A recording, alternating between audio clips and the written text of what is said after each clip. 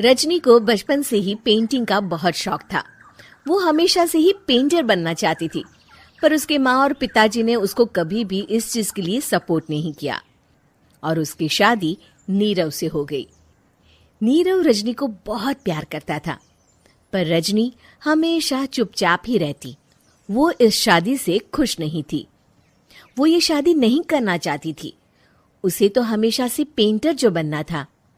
अपने इस सपने को वो नहीं पूरा कर पाई, इसलिए वो हमेशा उदास रहती थी। रजनी, बहुत ही बढ़िया फिल्म लगी है, कल देखने चले? नहीं जी, कल मुझे बहुत काम है, मैं नहीं जा पाऊंगी। अच्छा तो कोई बात नहीं, संडे को चलते हैं। देखिए, मुझे फिल्म देखना पसंद नहीं है। आपको जाना है तो चले जाइए। नीरव को मना करके रजनी वहां से चली जाती है और अपने बैग को खोलकर उसमें बंद पड़े ब्रश और कलर्स को देखकर रोने लगती है। रजनी, चलो ना कहीं बाहर खाने चलते हैं, कुछ तुम्हारी पसंद का। जी, मुझे नहीं जाना, मेरी तबीयत ठीक नहीं है। रजनी वहां से चली जाती है। नीरव को समझ नहीं आता कि रजनी उससे इतना दूर क्यों रहती है। वो जब भी उसके साथ वक्त बिताना चाहता है, रजनी कोई ना कोई बहाना बना देती है। एक दिन घर पर कोई नहीं था। रजनी घर का सारा काम जल्दी से खत्म कर लेती है। घर पर अकेले होने के कारण वो सोचती है कि वो आज पेंटिंग करेगी। वो अपने कमरे में जाकर पेंट ब्रशेस और कलर्स निकालकर जैसे ही कलर मिक्स कर रही होती है कि दरवाजे पर बेल बज जाती है। अब कौन आ गया इस वक्त? इतनी मुश्किल से तो मुझे पेंट करने का मौका मिला है। रजनी दरवाजा खोलती है तो उसकी सास अपनी सहेलियों के साथ खड़ी होती है और सब घर के अंदर आ जाते हैं। अरे बहू, सबको शरबत बनाकर पिला दे, बाहर तो बड़ी गर्मी है। उफ। जी। रजनी पेंट ना कर पाने से उदास हो जाती है। उसे गुस्सा भी आ रहा होता है कि उसने इस शादी के लिए हाँ क्यों कह दी। वो रसोई में जा रही होती है कि उसकी सास उसे रोकती है। बहू, सबके खाने का भी इंतजाम कर लेना, आज का लंच तो ये सब यहीं करेगी। हाँ। रजनी बिना कुछ कहे रसोई में चली जाती है। सबके लिए खाना बनाती है। सब खाना खाते हैं और रजनी घड़ी देखती है कि ये सब कब जाएंगे ताकि वो अपनी पेंटिंग कर सके। जब शाम होती है तब सब चले जाते हैं अपने घर। अरे बहू, सब तेरे खाने की तो बहुत तारीफ कर रहे थे, सबको बहुत अच्छा लगा खाना। आपको मुझे सुबह बताना चाहिए था ना कि आपकी सहेलियां आ रही हैं। पता भी है कितना वक्त लगा सारा खाना बनाने में।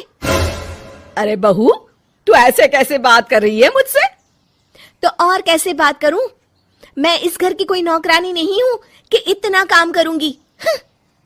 रजनी अपने कमरे में जाकर दरवाजा बंद कर लेती है।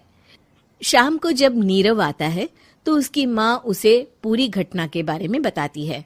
क्या रजनी ने आपसे इस तरह बात की माँ? हाँ, और पता नहीं उसे क्या हो गया है, शाम से बाहर भी नहीं आई है। मैंने तो कई बार आवाज दी, खाना भी नहीं खाया उसने। तू ही बात करके देख ले बेटा। नीरव अपने कमरे का दरवाजा खटखटाता है। रजनी, दरवाजा खोलो, मैं हूं। रजनी दरवाजा खोलती है और फिर वापस जाकर अपने बिस्तर पर लेट जाती है। रजनी, माँ से बात करने का ये क्या तरीका है? मैंने कोई गलत बात नहीं की है। अरे तुम क्यों ऐसे बर्ताव कर रही हो सबके साथ? क्या तुम इस शादी से खुश नहीं हो? रजनी कुछ नहीं बोलती। अरे बताओ मुझे रजनी, क्या ये शादी तुम्हारी मर्जी के खिलाफ हुई है? हाँ, मैं ये शादी कभी नहीं करना चाहती थी। तुमसे क्या, मैं किसी से भी शादी नहीं करना चाहती थी। रजनी रोने लगती है। चुप हो जाओ रजनी, बताओ मुझे, तुम क्यों नहीं करना चाहती थी शादी? रजनी बेड के नीचे से अपने पेंटिंग्स, कलर्स, ब्रश, पेपर्स निकालती है। इतने में उसकी सास भी कमरे में आ जाती है।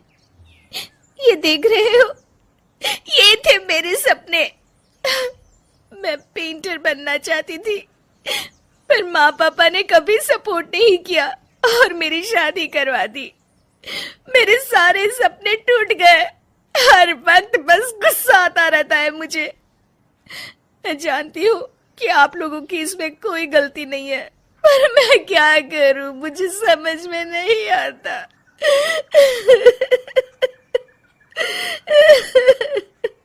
रजनी फूट फूट कर रोने लगती है। मुझे माफ कर दीजिए, आप दोनों के साथ मैं बहुत बुरा बर्ताव कर रही हूँ।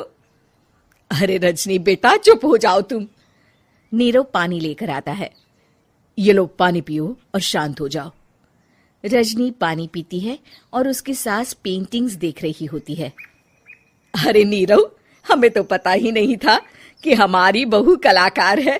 अरे कितनी अच्छी पेंटिंग्स बनाई है, देखो तो। ये वाली तो मैं अपने कमरे में ले जाऊंगी। आपको ये पेंटिंग्स अच्छी लगी? अच्छी नहीं, बहुत अच्छी लगी। और तुमने हमें बताया क्यों नहीं? तुम जब चाहे पेंटिंग कर सकती हो रजनी। हम तुम्हारे सपनों को पूरा करने में तुम्हारा पूरा साथ देंगे। हाँ बेटा, हम कला की कद्र करते हैं। हम कलाकार तो नहीं, पर मुझे गर्व है कि मेरी बहू एक कलाकार है। रजनी, नीरव और सास तीनों हंस पड़ते हैं।